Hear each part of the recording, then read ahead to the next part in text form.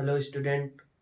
मैं आज से आप लोग का सिविल इंजीनियरिंग का estimate and costing and evaluation subject, जो कि सभी एंट्रेंस एग्जाम में आती है, जो कि SSC JE, RRB JE, CG Vyapam, AE JE, जितने भी एग्जाम होती हैं सभी में आती हैं। तो मैं आज आप लोग को इंट्रोडक्शन क्लास लूँगा, जिसमें कि आप लोग को मैं उसका यूनिट्स बताऊंगा और क्या क्या पढ़ना है वो बताऊंगा।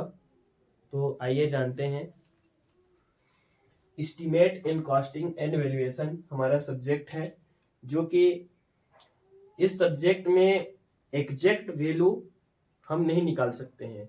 मोस्ट प्रोबेबल वैल्यू निकाल सकते हैं, लेकिन एग्जैक्ट वैल्यू नहीं निकाल सकते हैं। तो हमारे एग्जाम में इस सब्जेक्ट का वेटेज जो होता है वह कॉन्सेप्चुअल 2 से 3 मार्क्स का आता है, न्यूमेरिकल 2 से 3 मार्क्स का आता है और फैक्चुअल 2 से 3 मार्क्स का आता है, जिसको हम अटेंड कर सकते हैं। कॉन्सेप्चुअल क्वेश्चन को हम 100% अटेंड कर सकते हैं, न्यूमेरिकल को 50% और फैक्चुअल को 50% स्टूडेंट लोग अटेंड कर सकते हैं। यानी इसको सभी स्टूडेंट लोग अटेंड कर लेते हैं, बट इसको 50% और इसको 50% अटेंड करते हैं स्टूडेंट लोग। तो हम लोग ऐसा पढ़ाई करेंगे कि ये जो 50% स्टूडेंट लोग जो अटेंड करते हैं, हमको इसको करना है। इसको तो सभी कोई कर लेते हैं, लेकिन हमको इसको भी करना है, ताकि हम इन लोग से आगे निकले। तो हमारा सिलेबस है, पहला यूनिट जो है वो, पहला यूनिट में हम टाइप ऑफ एस्टीमेट पढ़ेंगे, सम टेक्निकल टर्म्स पढ़ेंगे, unit for measurement of different item of work, bricks, specification, ये हम पूरे पहले यूनिट में पढ़ेंगे। दूसरे यूनिट में एस्टिमेशन ऑफ रेसिडेंशियल बिल्डिंग के बारे में पढ़ेंगे, एस्टिमेशन ऑफ आरसीसी एलिमेंट्स के बारे में पढ़ेंगे, एस्टिमेशन ऑफ रोड पेमेंट के बारे में पढ़ेंगे, एस्टिमेट ऑफ कैनाल के बारे में पढ़ेंगे। यूनिट 3 में हम पढ़ेंगे एनालिसिस ऑफ रेट्स, टास्क और outturn schedule of rates, technical data. Unit 4 में पढ़ेंगे organisation of engineering department, type of work, tender, type of canals, ये सभी यूनिट 4 में पढ़ेंगे। यूनिट 5 में पढ़ेंगे method of valuation, mortgage and health, fixing of rates, department depreciation method. इतने topics हम पढ़ेंगे अपने एस्टीमेट एंड कॉस्टिंग में, और ये सब्जेक्ट हमारा कंप्लीट हो जाएगा। और इस सब्जेक्ट में सभी एग्जाम में, जिस एग्जाम में मतलब यह सब्जेक्ट आता है, उस एग्जाम में लगभग 8 से 10 मार्क्स का क्वेश्चन आता है। यानी 8 से 10 नंबर का क्वेश्चन आएगा, तो 8 से 10 क्वेश्चन आएंगे प्रत्येक पेपर में। और इसमें का जो क्वेश्चन होता है वो आप, जैसे मैंने बताया 2 से 3 क्वेश्चन, मान लीजिए 10 क्वेश्चन आया, 10 क्वेश्चन आया तो आप 3 क्वेश्चन तो इजी से कर लेंगे, 3 क्वेश्चन थोड़ा सा कठिन रहेगा जिसपे दिमाग का खेल रहेगा, और जो 3 क्वेश्चन रहेगा वो न्यूमेरिकल रहेगा। तो इस टाइप से हमको पढ़ना है।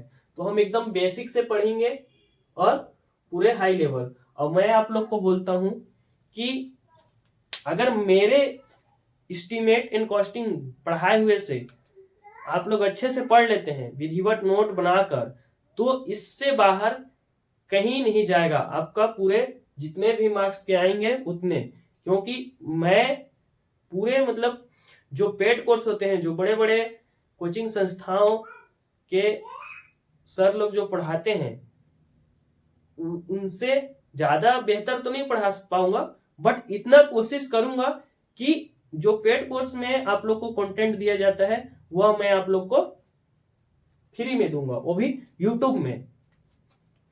तो हम जानते हैं एस्टीमेट, हमारा सब्जेक्ट का पहला नाम ही एस्टीमेट है। तो हमारा सब्जेक्ट का पहला नाम एस्टीमेट है। तो एस्टीमेट क्या है, एस्टीमेट का अर्थ क्या है?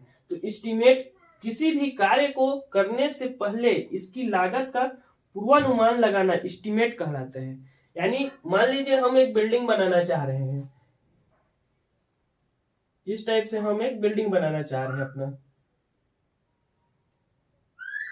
तो इस बिल्डिंग को बनाने के लिए हम एक पूर्वानुमान कि हमारे पास इस बिल्डिंग को बनाने में मान लीजिए कि 5 लाख खर्च लगेगा, तो इस बिल्डिंग को जो हम पूर्वानुमान लगा लिए कि 5 लाख खर्च लगेगा, वही चीज एस्टिमेट कहलाता है। यानी लगभग, यानी मोस्ट प्रोबेबल, एक मतलब एक्यूरेट हमें पता नहीं चलता कभी भी, बट एक लगभग 5 लाख हम अंदाज लगा लिए कि 5 लाख चलेगा, 5 लाख लगेगा, तो 5 लाख से वह 4.5 लाख में भी कंप्लीट हो सकता है या 5.5 लाख भी जा सकता है।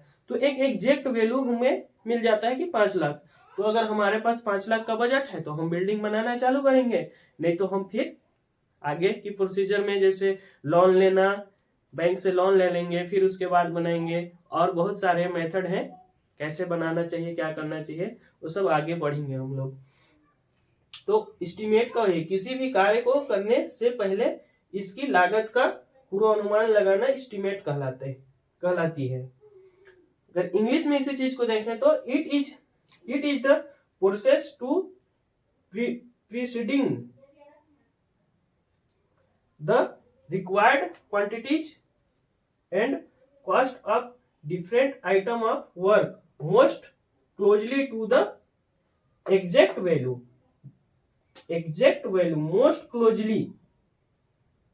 closely to the exact value before the construction।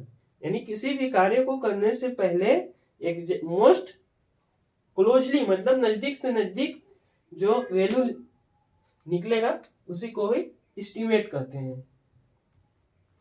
अब एस्टिमेट कितने प्रकार के होते हैं, तो पहला एस्टिमेट होता है प्राइमरी एस्टिमेट, को ही हम अप्रोक्सीमेट एस्टिमेट बोलते हैं, अब्स्ट्रैक्ट एस्टिमेट बोलते हैं।